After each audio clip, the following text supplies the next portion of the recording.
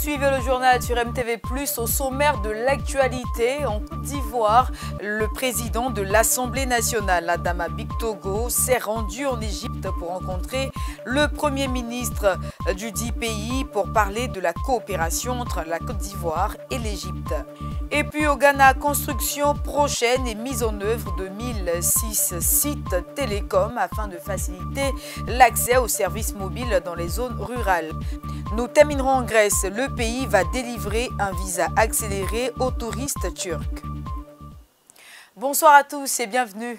La Côte d'Ivoire et l'Égypte renforceront très bientôt leur coopération. Le président de l'Assemblée nationale de Côte d'Ivoire, Adama Bictogo, s'est rendu récemment en Égypte et a rencontré le Premier ministre égyptien Moustapha Madbouli. Les détails de cette rencontre dans ce reportage. Le nouveau siège de la Chambre des représentants de l'Égypte sur le site de la nouvelle capitale au Caire. La bâtisse prête à recevoir les députés égyptiens pour les travaux parlementaires est visitée par le président Adama Bictogo.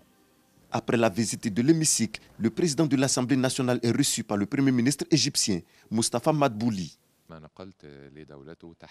J'ai transmis les salutations de son Excellence, Monsieur le Président de la République arabe d'Égypte, Abdel Fattah al-Sisi, à Monsieur le Président de l'Assemblée à transmettre à son frère, Monsieur le Président de la République de Côte d'Ivoire, Alassane Ouattara. Nous avons parlé aussi de l'encouragement des sociétés égyptiennes à investir en Côte d'Ivoire et nous avons parlé aussi du renforcement et de l'aide que nous pouvons fournir à ces sociétés pour pouvoir exécuter ces projets sur le terrain ivoirien. Cette rencontre avec le Premier ministre de l'Égypte met ainsi fin à la visite d'amitié et de travail du président de l'Assemblée nationale, un séjour dont se félicite Adama Bictogo. Nous repartons avec la grande satisfaction d'avoir découvert une autre dimension de ce pays, mais surtout d'avoir obtenu du Premier ministre qui se projette de venir en Côte d'Ivoire avec des chefs d'entreprise égyptiens, en effet de renforcer les relations commerciales et économiques entre les deux pays. En tout cas, nous voudrons leur dire merci pour l'accueil qui nous a été réservé. La délégation conduite par le président de l'Assemblée nationale a eu droit à une visite guidée de la nouvelle capitale au Caire. Une nouvelle ville sortie des terres en plein désert dont les travaux ont démarré il y a 6 ans. En plus de la Chambre des représentants, le site abrite également les sièges des différents ministères et autres administrations du pays. Adama Bictogo a aussi visité les édifices religieux qui font également partie du décor de la nouvelle cité. Vainqueur de la Coupe d'Afrique des Nations en tant qu'entraîneur des éléphants de Côte d'Ivoire, Hermès Faé a été confirmé au poste de sélectionneur le 19 février 2024. Nommé par Yacine Idriss Diallo, président de la Fédération ivoirienne de football, l'ancien milieu relayeur se voit ainsi confier un nouveau challenge. Hermès Faé est promu sélectionneur de l'équipe nationale de football de la Côte d'Ivoire. Le vainqueur de la Coupe d'Afrique des Nations en tant qu'intermaire remplace Jean-Louis Gasset, le technicien français limogé en pleine compétition. Sa nomination a été officialisée le 19 février 2024 lors d'une tournée de présentation du trophée de la CAN. Hermès était jusqu'à présent l'entraîneur par intérim. Il vient d'être confirmé ce jour. Hermès Faé, 40 ans, prend les commandes de la sélection ivoirienne après les matchs de la phase de poule de la Coupe d'Afrique des Nations. Il conduit l'équipe jusqu'en finale pour un total de 4 matchs sans défaite. Hermès Faé fait preuve d'une bonne maîtrise de son effectif. La qualité de ses 11 de départ et le choix des remplacements ont été judicieux durant l'ensemble du second tour de la compétition. Soulagé parce que on a lutté. Ça a été très dur de relever la tête à chaque fois après les matchs de poule. C'était très difficile de relever la tête et de se remettre sur le droit chemin. Et à chaque fois qu'on a eu nos matchs contre le Sénégal, contre le Mali, ça a toujours été compliqué. On a toujours été obligé de revenir après le score. Donc, mentalement, physiquement, on a toujours dû puiser dans nos réserves. Mais soulagé aujourd'hui parce qu'au moins on sait qu'on n'a pas fait tous ces efforts pour rien et que on a respecté le football. Dans le cadre de ses prochains challenges à la tête de l'équipe nationale ivoirienne, Hermès Faé devra qualifier le pays à la Coupe d'Afrique des Nations 2025, mais aussi à la Coupe du monde de football prévue en 2026.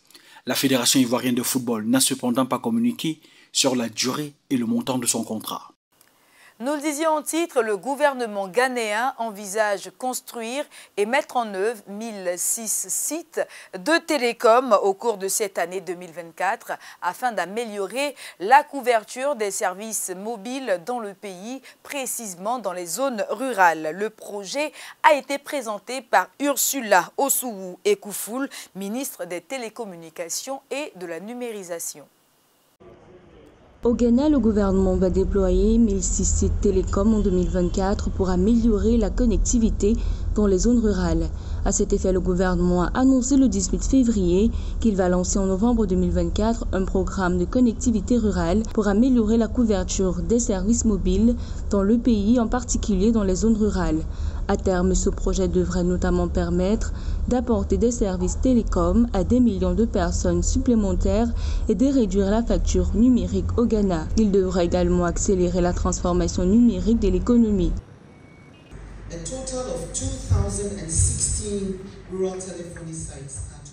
Nous sommes déterminés à ne laisser personne derrière dans notre quête pour la transformation digitale. Dès février 2024, 1110 des sites planifiés ont été construits avec succès et 618 d'entre eux déjà opérationnels. Et ceci en offrant des services digitaux essentiels aux citoyens dans environ 10 620 communautés rurales qui peuvent maintenant lancer des appels et bénéficier des services mobiles, soit en renforçant les activités économiques et commerciales dans ces communautés.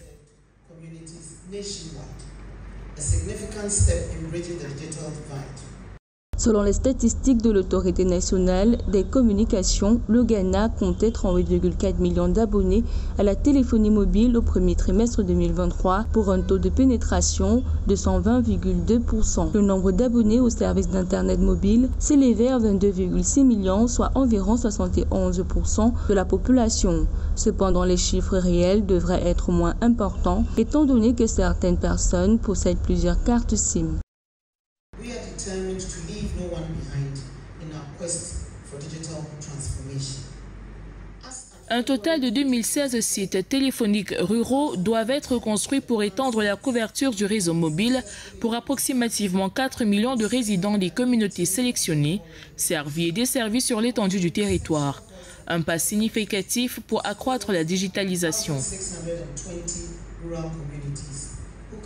Soulignant que ces sites télécoms font partie du projet Ghana Rural Telephony and Digital Inclusion dévoilé en novembre 2020 par le Ghana Investment Fund for Electronic Communications afin de réduire la fracture numérique en renforçant les services de téléphonie de base dans les zones rurales. Il bénéficie notamment de l'appui technique de la société chinoise Huawei ainsi que du soutien financier de la China Exim Bank qui a accordé au gouvernement un financement de 155 millions de dollars en 2020. Environ 86 millions d'enfants sont touchés par la malnutrition en Afrique selon la Banque africaine de développement, la BAD. Au 37e sommet de l'Union africaine, les dirigeants africains ont exprimé la nécessité de renforcer les financements et les politiques pour lutter contre la malnutrition qui touche les enfants sur le continent. En Afrique, les enfants payent un lourd tribut à la malnutrition, ont constaté les dirigeants africains le 16 février 2024 lors d'une table ronde de haut niveau organisée par l'Union africaine en Éthiopie. Selon la Banque africaine de développement, BAD, au moins 86 millions d'enfants africains de moins de 5 ans sont confrontés à diverses formes de malnutrition. 63 millions souffrent de retard de croissance, 10 millions sont en surpoids et 3 millions sont émaciés. Cette situation non seulement compromet leur santé et leur bien-être, mais représente également un obstacle majeur au développement durable de l'Afrique dans son ensemble. Nous avons le devoir et la responsabilité de réduire la malnutrition et les retards de croissance en Afrique de 40% d'ici 2025, dans un an à peine. S'exprimant au nom du roi Leslie III du Lesotho, le Premier ministre du Royaume a appelé les États membres de l'Union africaine à soumettre des solutions en matière de politique et de programmes pour renforcer la nutrition grâce à des investissements multisectoriels. Notre engagement en tant que dirigeant reste un pilier essentiel dans la conduite des actions politiques législatives visant à lutter contre la malnutrition. Les États membres doivent adopter des politiques plus fortes et accroître les financements en faveur de la nutrition pour inverser la tendance de la malnutrition et assurer un avenir à nos enfants. Cette déclaration collective marque un tournant dans la lutte contre la malnutrition en Afrique, alors que le continent est confronté à ces défis complexes, offre un nouvel espoir pour un avenir où chaque enfant africain pourra s'épanouir en bonne santé et réaliser son plein potentiel. Dans le cadre de son agenda 2060, l'Union africaine envisage de doter le continent de systèmes alimentaires durables avec un capital humain composé de citoyens bien nourris. C'est en Grèce que nous refermerons ce journal. Jusqu'à présent, les visiteurs turcs devaient présenter leurs documents au consulat grec d'Izmir et attendre l'approbation des autorités. Désormais, ils pourront se faire délivrer leur visa en Grèce. Selon les autorités locales, des milliers de personnes attendaient cette occasion. Les détails dans cet élément. Grâce au réchauffement des relations entre Athènes et Ankara, les touristes turcs pourront désormais bénéficier d'un visa accéléré. C'est le Premier ministre grec Kyriakos Mitsotakis qui l'a annoncé après sa rencontre en décembre dernier avec le président turc Recep Tayyip Erdogan. Ce document sera valable 7 jours et permettra aux détenteurs de visiter une dizaine d'îles grecques très prisées par les Turcs. Συνεργαζόμαστε με τους Τούρκους άψογα στον τομέα του τουρισμού και του πολιτισμού. Η ΣΥΜΗ δέχεται πάρα πολύ κόσμο από Τουρκία και κυρίως πάρα πολλά σκάφη από Τουρκία. Το νούμερο το φετινό ήταν στα 1.400 σκάφη που κάναν είσοδο στο τελωνείο της ΣΥΜΗς. Ένα νούμερο το οποίο δεν το πιάνει ούτε καν η Ρόδος, οπότε καταλαβαίνετε ότι η βίζα θα διευκολύνει πάρα πολύ τους Τούρκους επισκέπτες που θέλουν να επισκεφτούν τα νησιά μας. Jusqu'à présent, les visiteurs turcs devaient présenter leurs documents au consulat grec d'Izmir et attendre l'accord des autorités. L'île de Rhodes souhaite que ce visa soit mis en œuvre le plus rapidement possible afin de pouvoir accueillir davantage de touristes turcs dès cet été. Θα πολλαπλασιαστεί ο αριθμός των επισκεπτών από την Τουρκία. Θα παραμείνουν κάποιες μέρες στα ξενοδοχεία, οπότε θα κινηθεί η αγορά των ξενοδοχείων και η αγορά της πόλης. Θεωρώ ότι είναι προς θετική κατεύθυνση και νομίζω ότι θα καλύψει ένα μεγάλο κενό το οποίο έχει δημιουργηθεί από τη μη άφιξη Ισραηλινών πελατών που είχαν μεγάλο ρεύμα από εκεί. Ίσως θα αντικαταστήσουμε το κομμάτι που θα χάσουμε από αυτή την αγορά.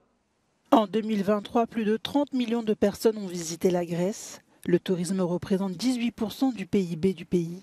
Ce secteur emploie plus de 900 000 personnes. C'est la fin de cette messe de l'information sur MTV+. Très heureuse de vous l'avoir présentée. Je vous souhaite une excellente suite de programmes sur la télé qui transforme.